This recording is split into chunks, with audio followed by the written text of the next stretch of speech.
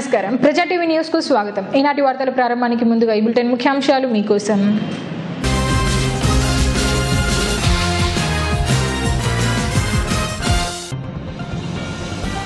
వచ్చే ఎన్నికలను దృష్టిలో పెట్టుకుని సమర్థవంతంగా నడుచుకోవాలన్న MLA Bhuma Brahmananda Reddy.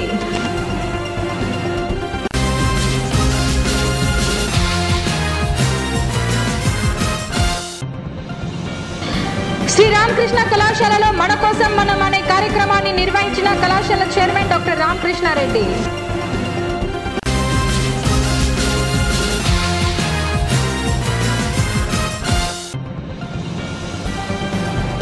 Saint Luke's పాఠశాలలో ఘనంగా లూయిస్ బ్రెయిలీ జయంతి వేడుకలు.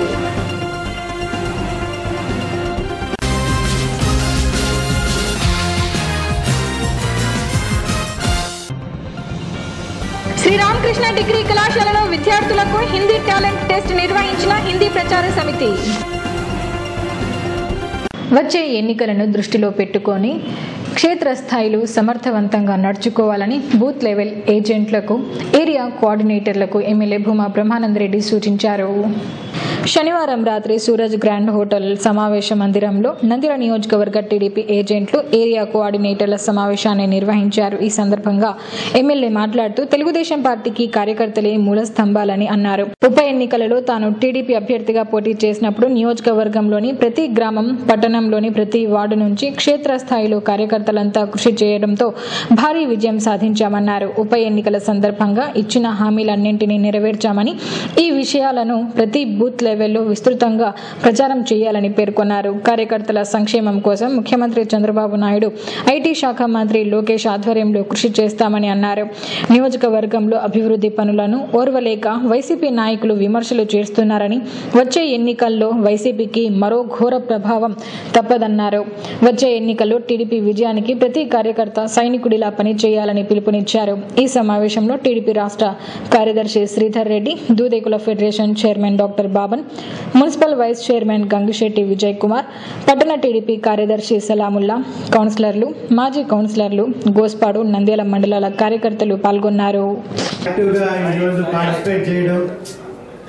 ముఖ్యంగా ఏంటంటే ఈరోజు మీ అందరికీ కూడా పొద్దున్న 7 గంటలకల్లా రోజు ముఖ్యమంత్రి గారి ఫోన్ కాల్స్ వస్తుంటే టెలికాన్ఫరెన్స్ లో అందరూ కూడా వింటూ ఉంటారు. ఎలాగైతే మన ప్రజల్లోకి ఈరోజు జరిగిన అభివృద్ధి పనులు కానీ, సంక్షేమ పథకాలు కానీ ఎలా తీసుకెళ్లాలనే దాని మీద రోజు మనం మాట్లాడుకుంటున్నాము. కానీ ఒకరోజు మీటింగ్ పెట్టుకొని దాని గురించి మీ అందరికి అర్థమయ్యేలాగా ఒక మాట్లాడుకుంటే బాగుంటుందనే ఉద్దేశంతో ఈరోజు ఈ మీటింగ్ ని పెట్టుకోవడం జరిగింది. చాలా మందికి ఇంతకు ముందే బూత్ కమిటీ కన్వీనర్లకు కానీ, ఏరియా కోఆర్డినేటర్స్ కానీ దీని మీద ట్రైనింగ్ జరిగింది, వాళ్ళకు ఒక అవగాహన ఉంది. కానీ కొంతమంది కౌన్సిలర్స్ కానీ, ఇన్ఛార్జ్లకి చెప్పాలంటే నాకు కూడా ఈరోజు ఇది చూసిన తర్వాతనే పూర్తిగా అవగాహన వచ్చిందని కూడా అందరికి తెలియజేస్తున్నాను. ఈరోజు ముఖ్యంగా 10,000 ఇల్లులు అయితే అలాట్మెంట్ అనేది స్టేట్ లో ఎక్కడ కూడా జరగనట్టు విధంగా మన నంద్యాలలో జరిగిందని మొన్న లోకేష్ గారిని కలిసినప్పుడు ఆయననే మీ నంద్యాలలో దీన్ని చేసి చూపించారని దాన్ని ఎగ్జాంపుల్ గా తీసుకొని ముఖ్యమంత్రి గారికి చాలా కాన్ఫిడెన్స్ వచ్చింది. దాన్ని చూసే మిగతా ఊర్లలో కూడా అది అనౌన్స్ చేసి అవుతుందనే నమ్మకం వ్యక్తం చేశారని చెప్పడం జరిగిందని చెప్పడానికి చాలా గర్వంగా ఉంది. దానికి మీరందరూ కూడా ఎవరెవరైనా అలాట్ చేసుకొని వాళ్ళు 500 రూపాయలు కట్టని వాళ్ళు ఎవరైనా ఉన్నా కూడా మన కౌన్సిలర్లు కానీ, ఇన్ఛార్జీలు కానీ వాళ్ళని వెంటపడి అది కట్టించడము, ప్రతిసారి ఏ చిన్న సమస్య వచ్చినా కూడా మీరందరు దగ్గరుండి ఈరోజు ఆ పనులన్నీ చేసుకున్నారని కూడా అందరికీ తెలియజేస్తున్నాను. అలాగే నంద్యాల అనేది ఈ రోజు మనకి ముఖ్యమంత్రి గారు చెప్పినట్టుగా మోడర్న్ టౌన్ గా తీసుకొని అభివృద్ధి చేస్తామని చెప్పి రాష్ట్రంలో ప్రతి దగ్గర కూడా మన నంద్యాలలో చేసిన అభివృద్ధిని చూపిస్తూ ఈ రోజు అక్కడ కూడా డెవలప్మెంట్ జరుగుతుంది. అలాగే రాష్ట్రంలోనే నంద్యాల నెంబర్ 1 గా వచ్చిందని కూడా ఈ రోజు ఇప్పటికే మనకి పార్టీ కూడా అనౌన్స్ చేయడం జరిగింది. దానికి మీరందరి కష్టం కూడా కారణం అని కూడా సందర్భంగా తెలియజేస్తున్నాను. చిన్న సమస్య నాకు ప్రతిరోజు 100 మంది కానీ 150 మందిని కానీ కలుస్తున్నాను. ప్రతి ఒక్కరు ఇంట్రెస్ట్ గా తీసుకొని మీరు నన్ను వెంట పెట్టుకొని ఈ రోజు పనులు చేయించుకుంటున్నారు తప్ప మీరు ఆ వర్క్ తీసుకురాకపోతే నేను ఎవరికైనా ఫోన్ చేసి చెప్పలేను, ఆ పని కంప్లీట్ కూడా చేయలేను. ప్రతిరోజు మీరు ఆ సమస్యని నా దృష్టికి తీసుకొస్తున్నారు. దీనికి ఇక్కడ మనకి సీనియర్ నాయకులు అందరూ కూడా ఎంతో కోఆపరేట్ చేసి ఈ రోజు మనల్ని ముందుకు తీసుకొస్తున్నందుకు వాళ్ళందరికీ కూడా ఈ సందర్భంగా ధన్యవాదాలు తెలియజేస్తున్నాను. ఇప్పుడు మనం ముఖ్యంగా చేయాల్సింది ఏంటంటే ప్రజలకి ఇప్పుడు చూసుకుంటే రేషన్ కార్డులు కానీ, పెన్షన్లు కానీ దుల్హన్ స్కీమ్లు కానీ, చంద్రన్న కానుకలు ఎవరికి వచ్చినాయి, ఇల్లులు ఎవరికి వచ్చినాయి, ప్రతి ఒక్క స్కీమ్ ని ఈరోజు ఇళ్లలో చూసుకుంటే మన ఓటర్లు అందరూ కూడా వాళ్ళ ఇంట్లో ఎవరో ఒక లబ్ధిదారు ఈరోజు మన తెలుగుదేశం పార్టీ నుంచి అయిన వాళ్ళు ఖచ్చితంగా ఉంటారు. సో మనం ఈ యాప్ ద్వారా ఇంటింటికి సర్వే తీసుకుంటూ వెళ్ళి ఎవరెవరు లబ్ధి పొందారు అనే దాన్ని మనం కానీ తెలుసుకోగలిగితే వాళ్ళు మన ఓటర్లా లేకపోతే మనకి అగేన్స్ట్ ఉన్నారా లేకపోతే ఎవరైనా న్యూట్రల్ గా ఉన్నారా అనేది మనం తెలుసుకోగలిగితే వాళ్ళందరితో మాట్లాడి వాళ్ళకి ఏమైనా సమస్యలు ఉన్నా తీసుకొని అవన్నీ కూడా చేసుకునేదానికి ఈ యాప్ చాలా ఉపయోగపడుతుంది. సో ఖచ్చితంగా మీరందరూ ఇప్పుడు చేయాల్సిందల్లా ఇంకా 2 నెలల్లో మళ్ళీ మనందరూ కూడా ఎలక్షన్లకి సిద్ధం అవ్వాలి. మనకేంటంటే ఇప్పుడు బై ఎలక్షన్ లో చెప్పిన హామీలు దాదాపుగా పూర్తి చేసుకున్నాం కాబట్టి ఈరోజు ప్రజల్లోకి పోవడానికి మనం ఏం భయపడాల్సిన అవసరం లేదు. ఇంకా చెప్పాలంటే ఈ సంవత్సరంన్నరలో మన కాన్స్టిట్యున్సీ అంతా కూడా 3 సార్లు ఇప్పుడు ప్రతి వార్డు కానీ గ్రామాలు కానీ తిరిగామని కూడా మనం చాలా గర్వంగా చెప్పుకోవచ్చు. సో ఎక్కడ కూడా మనం ప్రజల్లోకి పోవడానికి ఆలోచించాల్సిన అవసరం లేదు. ఎప్పటి నుంచో మూలన పడిన సమస్యలన్నింటినీ కూడా ఈ రోజు మనం తీర్చుకుంటూ ముందుకెళ్తున్నాం. సో ధైర్యంగా మనం ప్రజల్లోకి వెళ్ళొచ్చు. దానికి ఈ నెల రోజుల లోపల మనం చేయాల్సిన పని ఏంటంటే మన పార్టీ తరఫున లబ్ధి పొందిన వాళ్ళందరినీ కూడా మనం ఐడెంటిఫై చేసి ఈ యాప్ ద్వారా మనం కనుక్కోగలగాలి. ఇదంతా కూడా చేసుకుంటూ పోతే ఎలక్షన్ ప్రాసెస్ కూడా చాలా సింపుల్ గా ఉంటుంది. దానికి ఈరోజు అది జరగాలి అంటే ఖచ్చితంగా అదంతా మీ చేతిలోనే ఉంది. మళ్ళీ ఇప్పుడు ఎలక్షన్ ఫీవర్ స్టార్ట్ అయ్యే లోపల మనం అందరం ఎలక్షన్లకి రెడీ కావాలి. ఖచ్చితంగా మళ్ళీ రాష్ట్రంలో తెలుగుదేశం పార్టీ జెండా రెపరెపలాడే విధంగా అందరం కూడా కష్టపడి ముందు తీసుకునేందుకు కోరుకుంటున్నాను. కాబట్టి మనము ఈ ఆయుధాలను మన అమ్ముల పొగలు పెట్టుకొని అహర్నిశలు కృషి చేసినట్లయితే రాబోయే 75 రోజులు అనుకుంటాను, 75 రోజులు 80 రోజులు ఉంది. సమయం చాలా తక్కువ ఉంది. గతము గతగా అయిపోయింది. గతాన్ని మనం నెమ్మది వేసుకుంటూ తర్వాత ఏదైతే అభివృద్ధి సాధించినామో అవన్నీ కూడా మనకు అర్థం కావడం కాదు, ప్రజల దృష్టికి తీసుకెళ్ళాలి. ప్రజలతో ఇంటరాక్ట్ కావాలి, వాళ్ళని సాటిస్ఫై చేయాలి. వాళ్ళ దృష్టికి తెచ్చిన తర్వాత వాళ్ళ ద్వారా ఇతరులు చెప్పించే విధానం కూడా మనం ప్రయత్నం చేయాలి. ఇలా చేసినట్లయితే యాక్చువల్గా చూసినట్లయితే ఇది ఒకటి మన ఇక్కడ ఆర్గనైజర్ ఏ విధంగా ఎన్ని స్కీమ్లు ఉన్నాయి, ఏ విధంగా ఉందో ఒకసారి మనం ఈ నెట్వర్క్ మన తెలుగుదేశం ఒక పార్టీ యొక్క పటిష్టతను చూసినట్లయితే ప్రపంచంలో ఏ పార్టీ కూడా ఇంత పకడ్బందీగా ఉన్నట్టు దాఖలాలు ఎక్కడా లేవు. బై ఎలక్షన్ గెలిచడానికి మనం ఏదో ప్రామిస్ చేస్తున్నాము, నిలబెట్టుకున్నాం కొన్ని అంతవరకు. బై ఎలక్షన్ తర్వాత నంద్యాల అన్ని ఊర్లలో మాదిరి ఒక ఊరు అనేది కాకుండా ప్రామిస్ చేసినవన్నీ అండ్ ప్రామిస్ చేయనివి కూడా బియాండ్ ప్రామిస్ కూడా ఏం అడిగితే అది అన్ని వర్గాల వాళ్ళకు చేయడం జరిగింది. మొన్న ఆటో నగర్ వాళ్ళు వచ్చారు, ఇక్కడ ఉండొచ్చు కొందరు. ఒక 10 రోజుల ముందు రిజిస్ట్రేషన్స్ అయ్యాయి అని చాలా సంతోషం అనిపించింది. వాళ్ళకి సంవత్సరాల తరబడి ఉన్న సమస్య. సో ఇలాంటివి ఎలా ఉన్నాయంటే డబ్బుకు సంబంధించినవి, చట్టంలో మార్పులు చేయాల్సినవి, అన్నీ మాట ఇచ్చినవి అన్నీ కూడా చేయడం జరిగింది. ఒక సంవత్సరం ముందు మనం నంద్యాల రోడ్లలో తిరిగితే ఎట్లుంది, ఇప్పుడు ఎట్లుంది, ఊరే మారిపోయింది. పర్సనల్గా అంతకుముందు ఒక చిన్న ఊరు, ఇటు నుంచి అటు వాళ్ళతో 5 నిమిషాలు 10 నిమిషాలు దాదాపు అందరికీ తెలుసు. ఇప్పుడు ఇది స్మాల్ టౌన్ నుంచి మిడిల్ సైజ్ టౌన్కి వచ్చింది. ఇంకొన్నాళ్ళకి ఏ ఏరియా వాళ్ళకి ఆ ఏరియా ఒక్కటే తెలుస్తుంది, మిగతా తెలియదు. అంతగా డెవలప్ అయింది. స్థానిక శ్రీ రామకృష్ణ డిగ్రీ కళాశాలలో మన కోసం మనం అనే కార్యక్రమం నిర్వహించారు.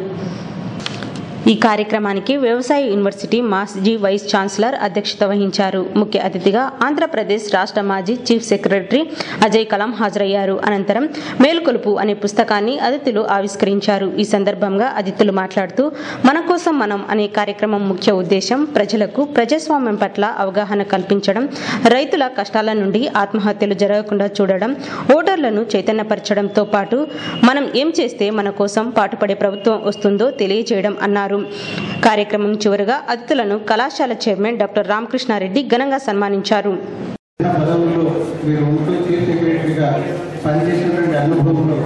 ఎన్నెన్నో విషయాలు వారి మనసులో దాగి ఉన్నాయి. ఆ విషయాలన్నింటినీ మేలుకొలుపు అనేటువంటి ఒక పుస్తక రూపంలో తీసుకుని వచ్చి దాన్ని బహుబాగా మనకు అందజేస్తున్నందుకు నిజంగా వారికి ప్రత్యేకంగా ధన్యవాదాలు తెలియజేస్తున్నాం. పుస్తకం రాయడం అంటే చిన్న విషయం కాదు. పుస్తకం రాయడానికి చాలా సమయం పడుతుంది, ఎంతో ఓపిక కావాలి.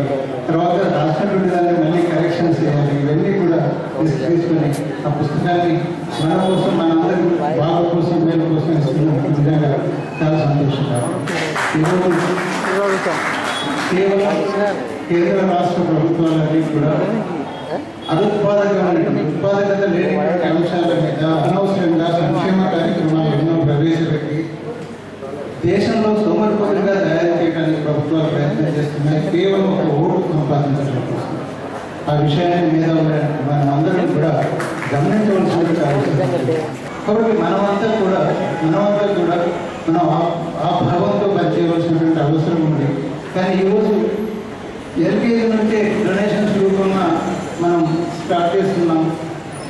ఈ కరప్షన్ అన్నటువంటిది అక్కడి నుంచే స్టార్ట్ అవుతా ఉంది అన్నటువంటి విషయాన్ని, దొడ్డిదారుల సీట్లు సంపాదించుకోవడం కోసమే డొనేషన్ పే చేస్తున్నాం అన్నటువంటి విషయాన్ని మనం గమనించాలి. అంటే కరప్షన్ అక్కడి నుంచే స్టార్ట్ అవుతూ ఉంది. బీజాన్ని అక్కడి నుంచే వేస్తున్నాం. అది మొక్కలుగా మారి అది వృక్షాలుగా మారి ఈరోజు ఆ వృక్షం అయిందేమి మనం వాటిలో ఉపయోగం లేదు. మనం దాన్ని ఎక్కడ మూలాల నుంచి తీసేయాల్సినటువంటి అవసరం ఉంది. ఆ మూలాల గురించి సార్ చెప్పేటువంటి పరిస్థితి ఈరోజు ఉంది. కాబట్టి మనం వారు చెప్పేటువంటి విషయాలన్నీ జాగ్రత్తగా విని ఆలోచించి సమాజం కోసం మనవంతు పాత్రగా మనమేం చేస్తామనేటువంటి విషయాన్ని మనం ఆలోచించాలి. దేశభక్తిని వెలుగుతుండడం జరిగింది. కానీ ఈరోజు మనం మన దేశాన్ని మన సమాజాన్ని గురించి మనం చెడుగా మాట్లాడుకునేటువంటి సందర్భాలే ఉన్నాయి. కానీ ఈ సమాజం కోసం నేను ఏం చేయాలి, ఎలా చేయాలి, ఏ విధంగా చేస్తే బాగుంటుంది అన్నటువంటి ఆలోచన మనసులోకి రావడం లేదు. అట్లాంటి భావాన్ని మనం కల్పించడం కోసం ఈరోజు అదే కళాకారు ఇక్కడికి వచ్చారని నేను భావిస్తున్నా. మీరు పవిత్రతని, దేశభక్తిని, మంచి సంస్కారాన్ని నేను క్రియేట్ చేయడం కోసం ఈరోజు ఇక్కడికి వచ్చారని నేను భావిస్తూ ఐడియా ఏ విధంగా ఉత్పన్నమైంది. మనం చదువుతున్నటువంటి చరిత్ర పుస్తకాలు, పాత పుస్తకాలు కనుక ఒకసారి గుర్తు చేసుకుంటే ప్రజాస్వామ్య ఐడియా పుట్టింది గ్రీసులో అని మనకు అర్థమవుతుంది. ఆ రాజు ఊడిపోయినా చనిపోయినా ఆయన కొడుకు, కూతురు, కోడలు ఇంకెవరు అధికారంలోకి రావడం, వారి తర్వాత వారి పిల్లలు. ఈ రాచరికపు వ్యవస్థ అనేది ప్రజలు అందరికీ న్యాయం చేసేటటువంటి వ్యవస్థ కాదు.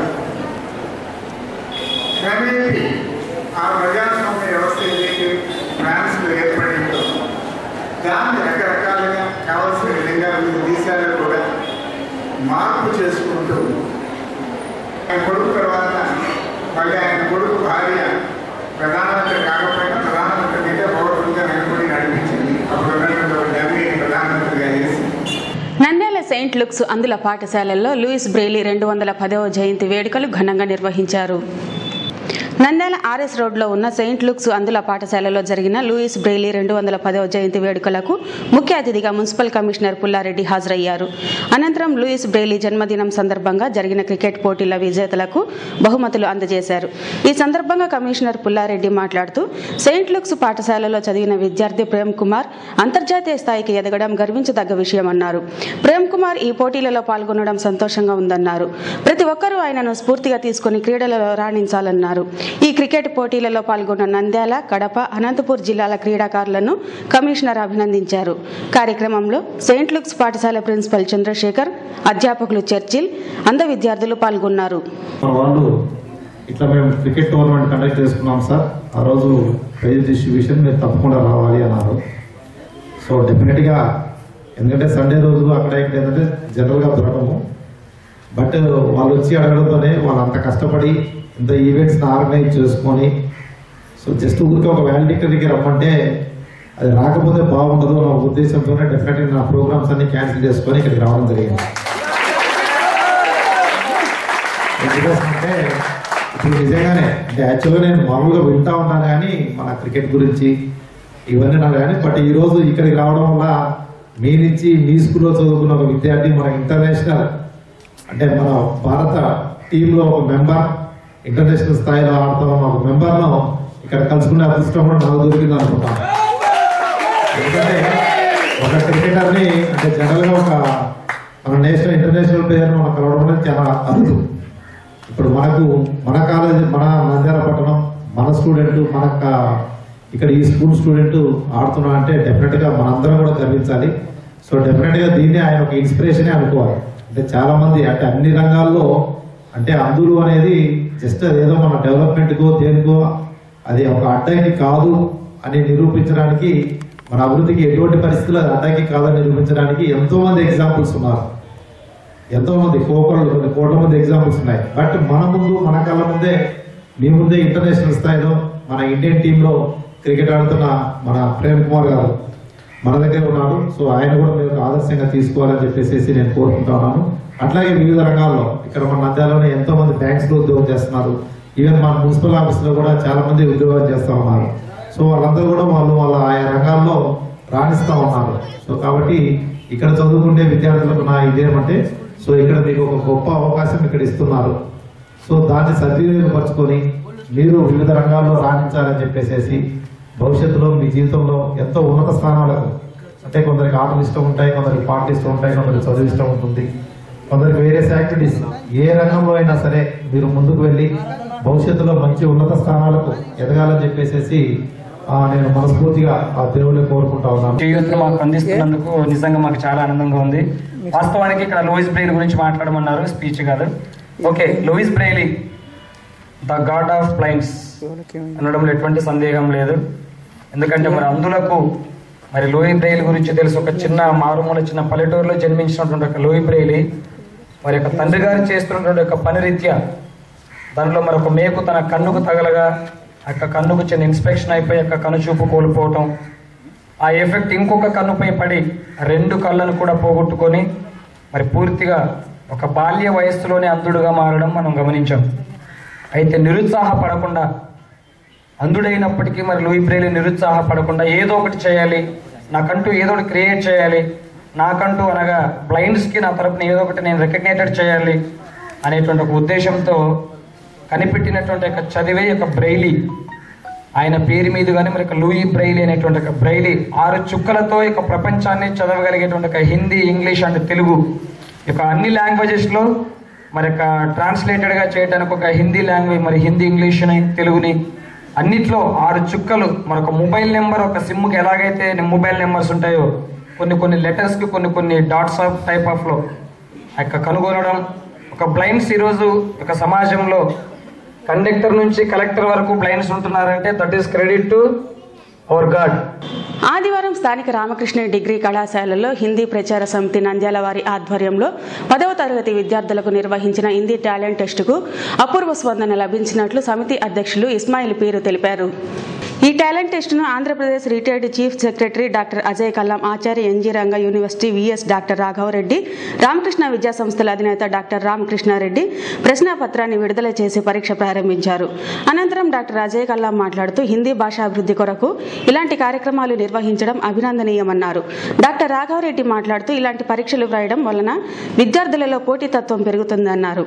డాక్టర్ రామకృష్ణారెడ్డి మాట్లాడుతూ ఇలాంటి టాలెంట్ టెస్టులు నిర్వహించడం వలన హిందీ భాషా ప్రచారంతో పాటు విద్యార్థులలో భాషా నైపుణ్యం మరియు విద్యార్థులలో భవిష్యత్తులో జరిగే పోటీ పరీక్షలలో రాణించగలరని, స్వర్గస్థులైన ముర్తుజా ఆశయాలకు అనుగుణంగా ఇలాంటి గొప్ప కార్యక్రమాలు నిర్వహిస్తున్న వారి శిష్య బృందాన్ని అభినందించారు. అధ్యక్షులు ఇస్మాయిల్ మాట్లాడుతూ ఈ టాలెంట్ టెస్టుకు నంద్యాల డివిజన్లోని 32 పాఠశాలల నుండి 890 మంది విద్యార్థులు పాల్గొన్నట్లు తెలిపారు. ఫిబ్రవరి 3వ తేదీన జరిగే టాలెంట్ టెస్టు విజేతల అభినందన సభలో మొదటి, ద్వితీయ, తృతీయ స్థానం సాధించిన వారికి సిల్వర్ మెడల్స్ మరియు ప్రశంసా పత్రాలు అందజేస్తామన్నారు. హిందీ ప్రచార సమితి ఆధ్వర్యంలో గౌరవనీయులు రామకృష్ణ విద్యా సంస్థల అధినేత రామకృష్ణారెడ్డి గారి ఆర్థిక సహాయంతో గత 20 సంవత్సరాలుగా సెప్టెంబర్లో హిందీ దివస్ కార్యక్రమాలు, జనవరిలో 10వ తరగతి విద్యార్థులకు హిందీ టాలెంట్ టెస్ట్ నిర్వహించడం ఆనవాయితీ. దాంట్లో భాగంగా ఈరోజు నంద్యాల డివిజన్లోని 32 పాఠశాలల నుండి 890 మంది విద్యార్థులు ఈ టాలెంట్ టెస్ట్కి ఈరోజు రాస్తున్నారు. ఇది హిందీ భాష ప్రచారం కోసం, అదేవిధంగా మార్చిలో 10th క్లాస్ వాళ్ళు రాయబోయేటువంటి పబ్లిక్ పరీక్షల్లో హిందీ సబ్జెక్టులో అధిక మార్కులు సాధించుటకు ఎంతగానో ఈ టాలెంట్ టెస్ట్ తోడ్పడుతుందని మేము ఇది నిర్వహించడం జరిగింది. సంతోషం. ఇంత పెద్ద ఎత్తున హిందీ ప్రచార సమితి తరఫున టాలెంట్ టెస్ట్ కండక్ట్ చేయటం ఇవన్నీ కూడా పబ్లిక్ ఎగ్జామ్స్ ముందే కండక్ట్ చేయడం వల్ల ఈ టెస్ట్లో పాల్గొనే వాళ్ళు తప్పనిసరిగా ఒకసారి దీంతో అంటే హిందీ 1-2 సార్లు చదువుకుని దాంట్లో కొంత అనుభవం కంఫర్ట్ లెవెల్లో పెరగటం వల్ల ఆబ్వియస్గా రేపు పబ్లిక్ ఎగ్జామ్స్లో కూడా మంచి రిజల్ట్స్ తెచ్చుకోవడానికి అవకాశం ఉంటుంది.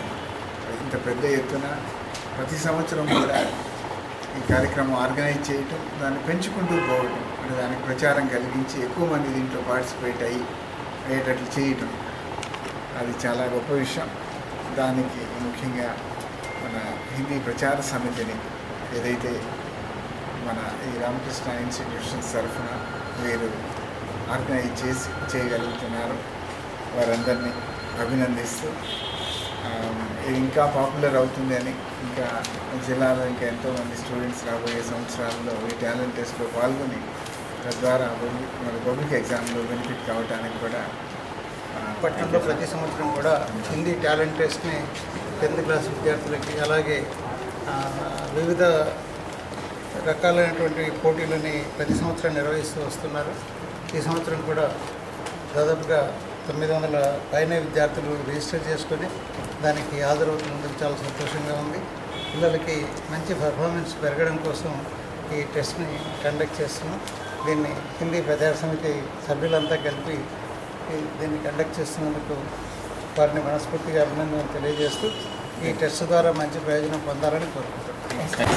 జాతీయ స్థాయిలో ఉన్నటువంటి హిందీ భాషని ఎక్కువగా దక్షిణ భారతదేశంలో ప్రాచుర్యం చేసేటువంటి ఉద్దేశంతో దక్షిణ భారతదేశంలో ఈ కార్యక్రమాన్ని ముమ్మరంగా చేపట్టుతుండటంలో భాగంగా ఈరోజు ఇటువంటి కార్యక్రమాన్ని ఏర్పాటు చేసినటువంటి రామకృష్ణ సంస్థల అధినేత ఆధ్వర్యంలో ఈ దక్షిణ భారత హిందీ ప్రసార సభ ద్వారా ఇటువంటి కార్యక్రమాలు చేయడం చాలా సంతోషంగా ఉంది. దీన్ని ఎక్కువ ప్రాచుర్యం చేసి హిందీ భాషాభిమానులకే కాకుండా హిందీ నేర్చుకుంటేనే మన జాతీయ స్థాయిలో ఎక్కువ మందితో అనుసంధానం ఏర్పాటు చేసుకొని వారందరితో మమేకమైపోయి జాతీయంలో ఇంటిగ్రేషన్ అనేటువంటిది వచ్చే విధంగా ఇది పనిచేస్తున్నటువంటి ఏమాత్రమో సందేహం లేదు. వార్తలు ముగించే ముందు ముఖ్యాంశాలు మరోసారి.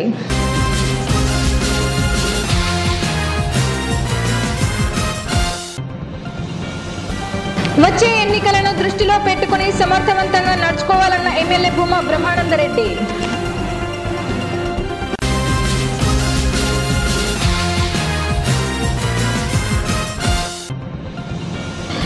శ్రీరామకృష్ణ కళాశాలలో మన కోసం మనం అనే కార్యక్రమాన్ని నిర్వహించిన కళాశాల chairman doctor Ramakrishna Reddy.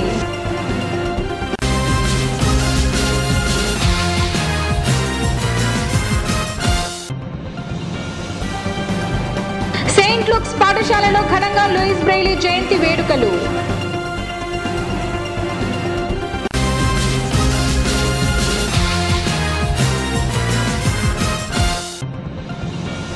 Sri Ramakrishna degree కళాశాలలో విద్యార్థులకు హిందీ టాలెంట్ టెస్ట్ నిర్వహించిన హిందీ ప్రచార సమితి. ఈ వార్తలు ఇంతటితో సమాప్తం. మరిన్ని అప్డేట్స్ కోసం చూస్తూనే ఉండండి ప్రజా టీవీ. ప్రశ్నించే హక్కు మీది, చూపించే సత్తా మాది. Voice is yours.